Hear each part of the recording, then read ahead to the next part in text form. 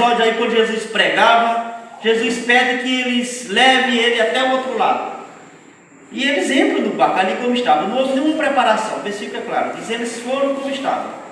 Não houve nenhuma preparação, ali se ausentaram. E foram pegos no meio do mar, por um vendaval.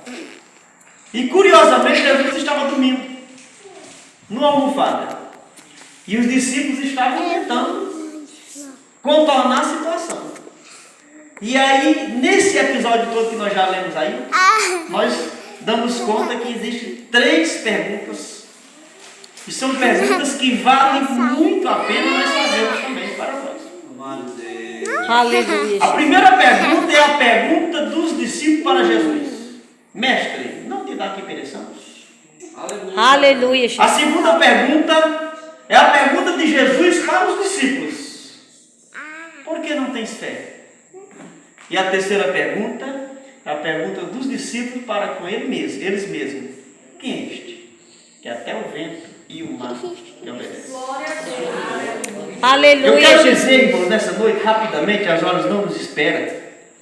Eu quero dizer que na vida do crente acontece tempestade constantemente. Aleluia, Jesus. O pastor falou aí do problema dele no caminho e eu sei que é uma coisa ruim. Moto é uma coisa muito boa, mas não existe prego pior de uma moto do que um pneu furado. Aí não tem pra onde ir, não. É ruim. E muitas outras tempestades vai acontecendo na vida do crente. Mas as tempestades, elas são pedagógicas, elas nos ensinam. Quando nós queremos aprender com ela. E quando nós conseguimos fazer essas perguntas também. Quem dos irmãos nunca fez essa pergunta assim para Jesus? Senhor, por que está acontecendo isso na minha vida? Acho que todos nós já fizemos essa pergunta. Todos nós. Nós estamos aqui. Não precisamos aqui dizer que somos santos ao ponto de aceitarmos todas as tempestades da vida sem perguntar nada a Deus, nem por que está acontecendo. Né? Quando o filho adoece, você coloca as mãos, ora, e você não vê a cura vindo imediato.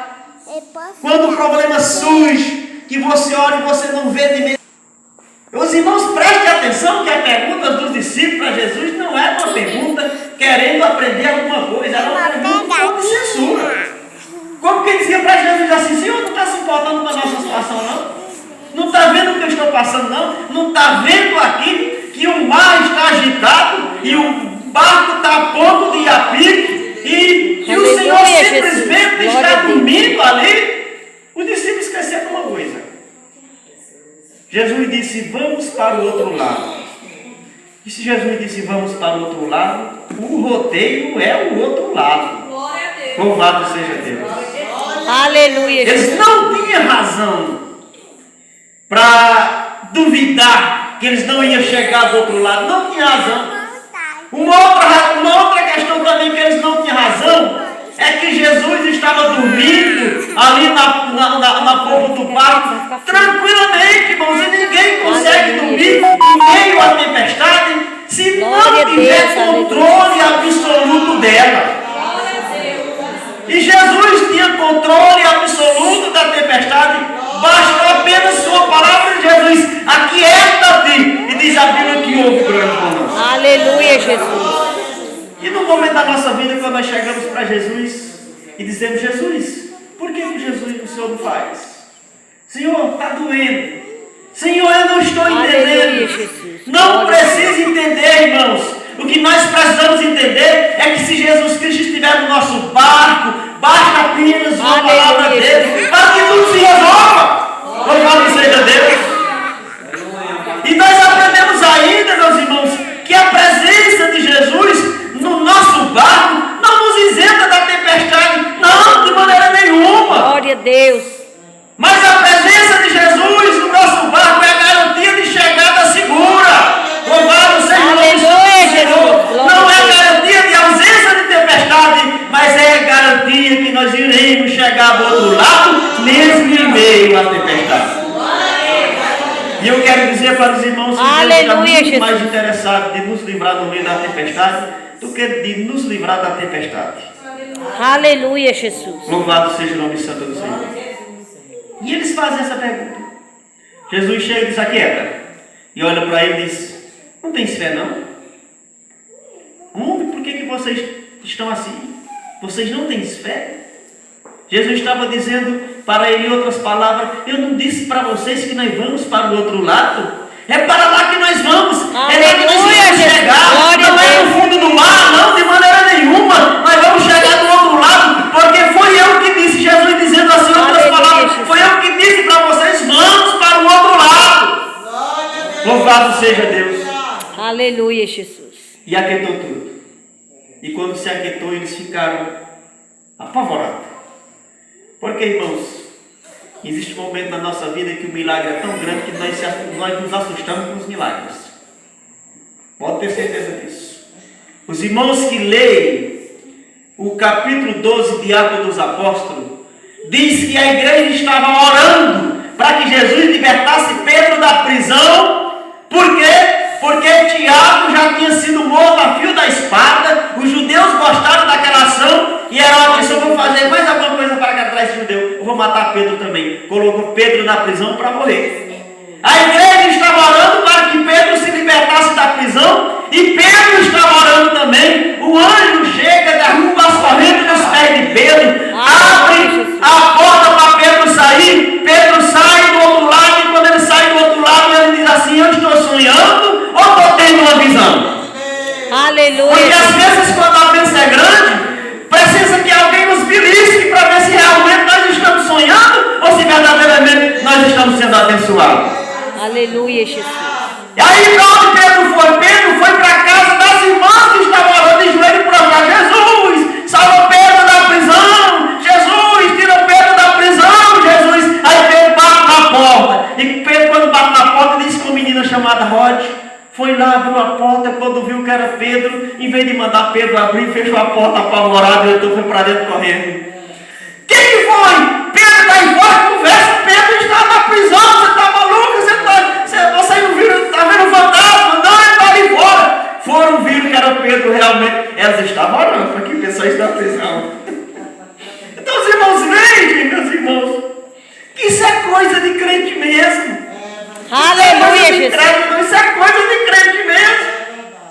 Que a nossa fé, embora crente em Jesus Cristo, às vezes oscila entre o natural e o sobrenatural.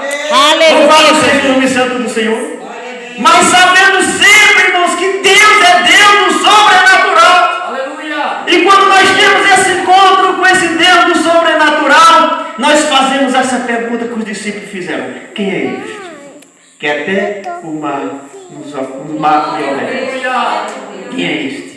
Este não é Jesus Cristo, aquele que desceu do céu, de glória, despiu-se da sua divindade, tomou forma humana para morrer por mim e por você. Aleluia! É aquele, meus irmãos, que o mundo não deu nada por ele, mas a igreja abraçou. Louvado seja Deus. Quem é ele? É aquele que é a pedra de esquina rejeitada pelos edificadores, mas acolhida por Deus, e pela qual a igreja está edificada sobre ela, e as portas do inferno não há de prevalecer contra essa igreja. Louvado seja o nome santo do Senhor. É esse Deus, esse Jesus, é o Deus que pode todas as coisas que está em nosso meio, o Deus encarnado. Louvado seja Deus, que agora está no meio da igreja, na pessoa do Espírito Santo, porque ele disse: eu vou, mas ele quer enviar outro Consolador que estará convosco todos os dias até a consumação do século.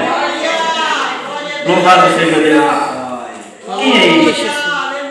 Louvado seja o nome santo do Senhor. Este é aquele, irmãos, que nos momentos de luta, de angústia, de tristeza, quando nós não sabemos como agir, quando nós não sabemos orar, quando nós não sabemos interceder, Ele entende o nosso gemido, Ele entende a nossa lágrima. Aleluia! E quando nós não conseguimos levar sequer uma oração a Deus, Ele leva as nossas orações em forma de lágrima ao trono do Senhor. E aí Deus resolve os nossos problemas, porque Ele é o nosso intercessor. Louvado seja Deus. E esse Jesus está aqui nesta noite, dizendo para mim e para você: eu não te abandonarei. O seu barco está a ponto de naufragar, mas não vai, porque eu estou no barco. A tempestade está a ponto de quebrar a sua vida, mas não vai, porque eu estou contigo todos os dias, até a consumação do céu. Aleluia, Que Jesus. Deus abençoe essa santa igreja. Que o Espírito Santo do Senhor Jesus Cristo continue falando em cada coração. E que nós, em momento algum, sobre qualquer circunstância, venhamos abandonar nossa fé. Vamos viver para Cristo, até que Jesus venha buscar a igreja, ou até que nós vamos ao encontro dele. Em nome do Senhor.